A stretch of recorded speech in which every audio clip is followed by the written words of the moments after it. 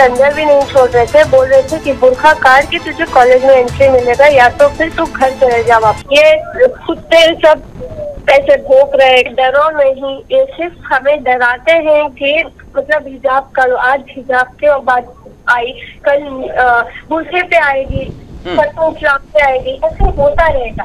जैसे कि यहाँ पे बसवनगौड़ा पाटिल यत्नाल करके बीजापुर के एमएलए हैं, उन्होंने ये भी कहा कि हिजाब तो पहनना ही नहीं, साथ ही साथ वो मदरसे और उर्दू जबान को बंद करने की बात कही थी 2 दिन पहले। और कल उन्होंने फिर कहा कि अगर मैं होम मिनिस्टर होता तो इन मुसलमानों को जन्नत दिखा देता।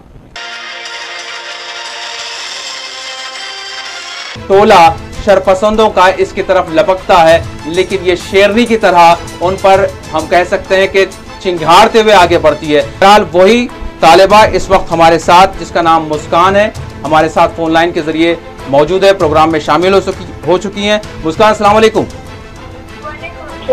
मुस्कान, आपकी तारीफ जो है सोशल मीडिया पर इस वक्त जो है वो विजुअल आपके चल रहे हैं। शायद 1 लाख का मजमा होता और वो प्रोटेस्ट करता तो भी वो असर नहीं करता।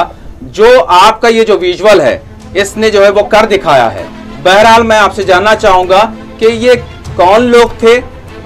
आप जैसे ही जो है कॉलेज में जा रही हैं, ये आपका कॉलेज का अहाता है, बाउंड्रीज है मेरे ख्याल से, तो ये क्या हुआ थोड़ा सा बताएं। मैं असाइनमेंट देने के लिए अंदर गई, वो लोग मुझे अंदर भी नहीं छोड़ रहे थे। बोल रहे थे कि बुर्खा काट के तुझे कॉलेज में एंट्री मिलेगा या तो फिर तू घर चले जा वापस। अच्छा। कॉलेज में तुझे राइट नहीं है बुर्खा पहन के करके। फिर मैं ऐसे ही डर के अंदर चले भी गई, फिर गाड़ी पार किए। फिर जब मैं आ रही थी सब ने एकदम मुझे देखकर चिल्लाने लग गए, जय श्री राम, जय श्री राम, जय श्री राम, और मेरे मुंह पे कुछ वो शॉल लेके ऐसे उड़ा रहे थे। फिर मुझे अटैक करने का मतलब बहुत क्राउड थी। फिर मैंने भी नहीं डरे, उनके भी आंखों में आंखें मिला के मैंने भी कहा अल्लाह अकबर, अल्लाह अकबर, अल्लाह अकबर। फिर उसके बाद मेरे प्रिंसिपल, मेरे लेक्चर सब मुझे सपोर्ट किए, प्रोटेक्ट किया, फिर मुझे अंदर लेकर गए। अच्छा, ये बताइए जो वहां पर जो मजमा नजर आ रहा है, जो भगवा रंग के जो यानी शाल या फिर जो कुछ कहें उसको, वो डाले हुए अपने गलों में, तो इनमें क्या वो कॉलेज के स्टूडेंट्स थे या फिर आउटसाइडर्स थे? हाँ, थोड़े बहुत कॉलेज के थे, बाकी सब आउटसाइडर्स थे। मेरा प्रिंसिपल भी कुछ नहीं कह रहा था हिजाब के बारे में। वो लोग आके हमें तंग कर रहे हैं कि तुम अगर हिजाब पहनी तो कॉलेज में अलाउड नहीं है करके। अच्छा, ये कॉलेज की जो बाउंड्रीज नजर आ रही है, यहाँ पर ये पहले ही से मौजूद थे, यानी जो आप आ रही थी, गाड़ी पार्क कर रही हैं, वो वीडियो में हम देख रहे हैं, तो क्या ये लोग वहाँ पर पहले से मौजूद थे? हाँ, मैं करीब 11 o'clock को गई, वो 1 घंटा पहले 9:30 से ही उधर खड़े थे सब। अच्छा। मेरे 4-5 लड़कियां भी थे, मेरे सहेलियां, वो पहले चले गए, वो अंदर रो के खड़े थे। वो रो लेकर खड़े थे अंदर, क्योंकि उनके साथ भी ऐसे ही बर्ताव किया उन लोगों ने। अच्छा। प्रोटेस्ट करने के लिए भी चांस नहीं दे रहे थे। फिर मैंने भी गुस्सा आके चिल्ला दिया। अच्छा मुस्कान, मैं ये जानना चाहूंगा कि अभी ये सिचुएशन है, अभी हम दिन भर सुबह से देख रहे हैं क्या वहाँ पर हालत है, तो क्या यहाँ पर पुलिस को नहीं रखा गया था? हाँ, पुलिस मेरे घर में बहुत प्रोटेक्शन चल रहा है, पुलिस वाले बड़े बड़े लोग सब मेरे घर में आए। मुस्कान, अभी आ रहे होंगे, लेकिन मैं ये जानना चाह रहा हूँ कि वो कॉलेज में जब इतने लोग वहाँ पर जमा थे और आप ये कह रही हैं कि कॉलेज के कम थे, आउटसाइडर्स ज्यादा थे, यही कह रही है ना? हाँ। तो फिर यहाँ पर पुलिस नहीं नजर आई, पुलिस को तैनात नहीं रखा गया यहाँ पर? मैं जब चिल्ला के गई, फिर उसके बाद जब पेरेंट्स आए ना, तब पुलिस वालों को बुलाया गया। फिर पता नहीं किसने बुलाया, फिर पुलिस वालों ने डंडे लगाए, फिर वापस वो लड़के गए।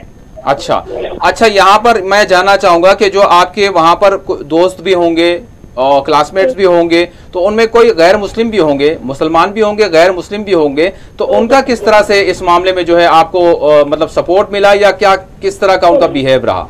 तो वो लोग भी हमें सपोर्ट ही कर रहे थे, बोले तुम्हारा रिलीजन है, ये सालों से चल रहा है, तुम भी तुम्हारे रिलीजन में चलो, हम भी हमारे रिलीजन में चले, ये कुत्ते सब ऐसे भौंक रहे करके बोले, वो भी हमारा सपोर्ट ही कर रहे थे।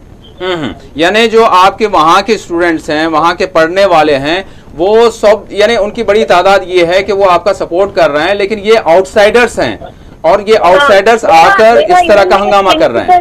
जी हाँ, मेरा इवन प्रिंसिपल अलाउड किया था कि हिजाब पहनकर अलाउड है, वो कुछ नहीं बोला। ये लोग आके इधर प्रोटेस्ट कर रहे हैं और कुछ ऑरेंज वाला शॉल सब पहन के आए, बोले ये लोग अगर बुर्का पहन के आए तो हम भी ये शॉल पहन के आएंगे, अगर ये नहीं पहन के आए तो हम भी यूनिफॉर्म में कॉलेज को आएंगे।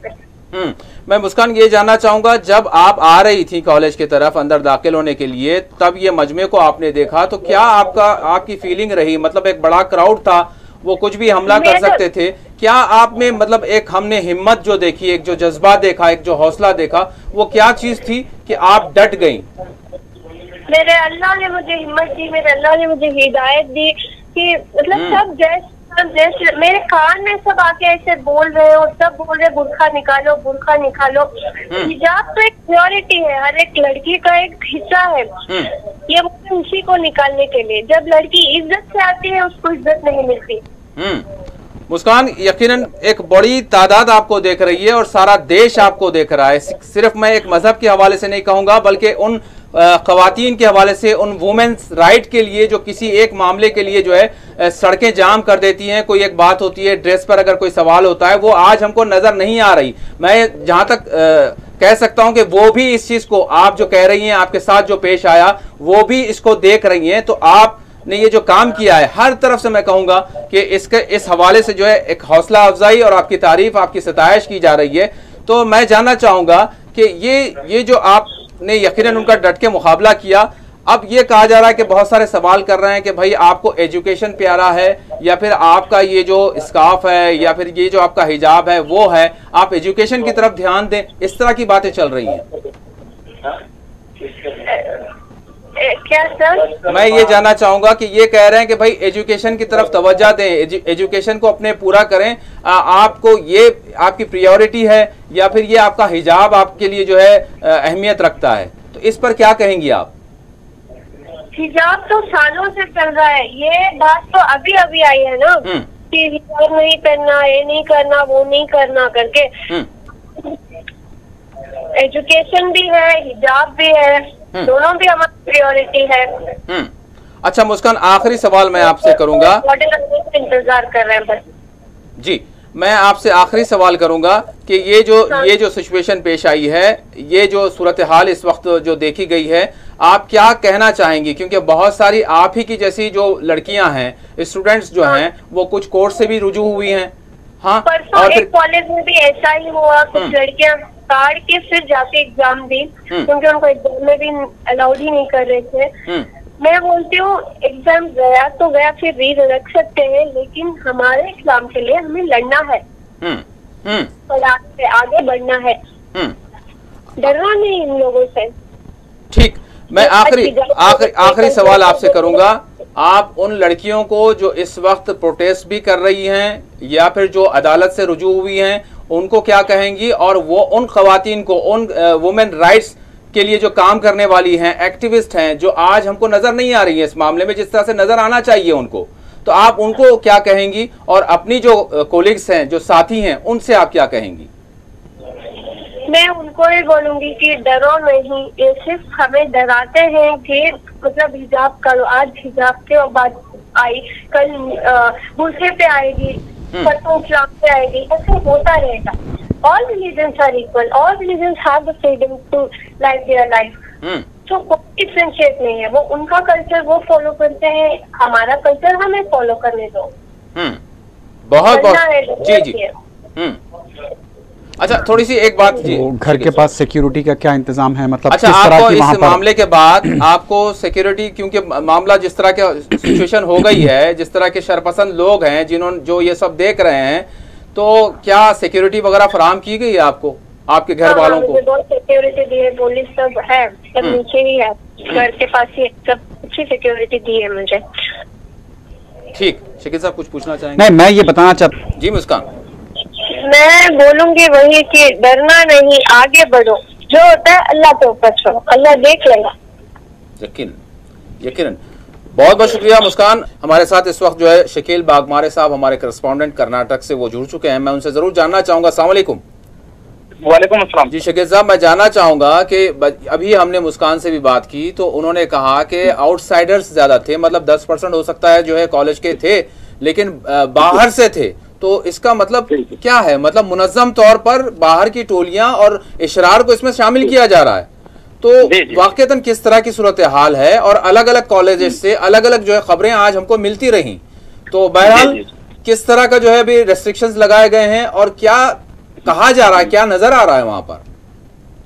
जी, अब तो फिलहाल तो हालात बहुत काबू में हैं। हाँ। और जैसे कि कहा गया था कि बाहर के लोग जो टोलियां आई हैं, ये दरअसल ये हकीकत है कि बाहर से कई टोलियां देखने को मिली। हाँ। और ये भी देखने को मिला कि जो नौजवान तुलबा थे, उन लोगों को जो कॉलेज जा रहे थे उन लोगों को रोक कर जापानी शालें भी बांटी गई, कारों में आकर लोग शालें देते हुए वीडियोस भी देखे गए जी।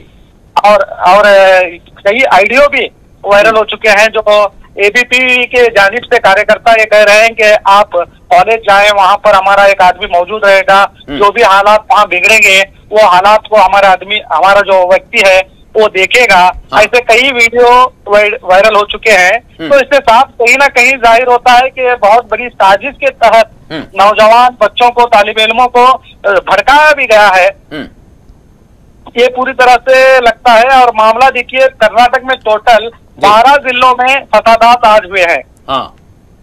जी, जिसमें तकरीबन ऐसे तो पूरी तरह तस्दीक सरकारी तौर पर तो नहीं की गई कि कितने लोग जख्मी हुए हैं, मगर कहीं ना कहीं एक पुलिस ऑफिसर भी जख्मी देखा गया, एक स्टूडेंट भी जख्मी दिखाई दिया है, एक टीचर जख्मी दिखाई दिया है, और अवाम में भी एक दो व्यक्ति भी जख्मी दिखाई दिए गए जिनको हॉस्पिटल में भर्ती किया गया है फिलहाल। जी अच्छा शकील साहब, गुज़िश्ता रोज हम जब प्रोग्राम में बात कर रहे थे तो आपके मतलब कर्नाटक के वजीर आला जिनका बयान ये आया था अमन अमान को बनाए रखें, लेकिन कल तक तो अगर हम देखें तो सिर्फ पुरअमन तौर पर तलबा एहतजाज कर रहे थे, तालिबात एहतजाज कर रहे थे। ये सारी चीजें जो है जिस तरह से आज, क्या आपने नहीं देखा, मतलब कल का दिन और आज का दिन अगर हम देखें तो काफी आज हम तब्दीली हम देख रहे हैं।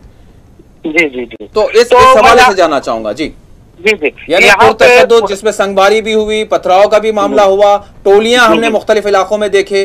जी जी, नहीं, कहीं ना कहीं यहाँ के नेताओं की भी जो बयानबाजी की गई, जैसे कि यहाँ पे बसनगौड़ा पाटिल इत्नाल करके बीजापुर के एमएलए हैं, उन्होंने ये भी कहा कि हिजाब तो पहनना ही नहीं, साथ ही साथ वो मदरसे और उर्दू जबान को बंद करने की बात कही थी 2 दिन पहले। और कल उन्होंने फिर कहा कि अगर मैं होम मिनिस्टर होता तो इन मुसलमानों को जन्नत दिखा देता। तो इस तरह के कई नेताओं ने जबानबाजी बयान किए। इससे कहीं ना कहीं लगता है कि नौजवानों में एक मजहब को भड़काने की कोशिश की गई है और ये मामला बड़ा ही गंभीर रूप आज धारण कर ले चुका है। अच्छा, अभी जो है मतलब अगर हम देखें तो 3 दिनों तक हाई स्कूल और फिर जो है जूनियर स्कूल्स को जो है बंद करने की जो बात यानी ऐलान किया गया है और फिर रेस्ट्रिक्शंस लगा दिए गए हैं। क्या अभी मुख्तलिफ इलाकों से कौन से वो इलाके हैं जहां पर ज्यादा मतलब एक नाजुक सूरत हाल है, क्या खबरें मिल रही है? अगर अपडेट्स हम आपसे लें। जी जी जी, अगर बात करेंगे तो मंडिया है, जो जहाँ से मुस्कान जो अभी भी बात की है, कि वहाँ पर भी कुछ मामला बिगड़ा हुआ है। और उसी तरह शिमुगा है, शिमुगा सिरसी है, वहाँ पर भी मामला बिगड़ा है। और बागलकोट का एक बनहटी है, वहाँ पर भी हालात बहुत बिगड़े हैं। वहाँ पर तकरीबन 3-4 लोग जख्मी भी हुए हैं, कईयों के सर फूटे हुए हैं, पत्थरबाजी बहुत जोरों पर हुई है वहाँ पर बनहटी में। तो इस तरह सूरत हाल अब बने हुए हैं यहाँ पे। और ये जो आदेश तो 3 दिन का जो कॉलेजों को बंद करने का आदेश दिया गया है, ये हाईकोर्ट के नियम अनुसार ही है, क्योंकि हाईकोर्ट के जज कृष्णा यस दीक्षित नहीं है, साफ अल्फाजों में सरकार को ये कहा कि चाहे वो हिजाब के सपोर्ट में हो या विरोध हो, किसी ना किसी तरह से इनको 3 दिन तक खामोश रखने की बात सरकार से कही। तो इस पर सरकार आगे आते हुए कॉलेजों को आज से 3 दिन बंद, यानी कि आज का दिन तो चला ही गया, यानी सिर्फ 2 दिन बंद करने की इजाजत है। ठीक है।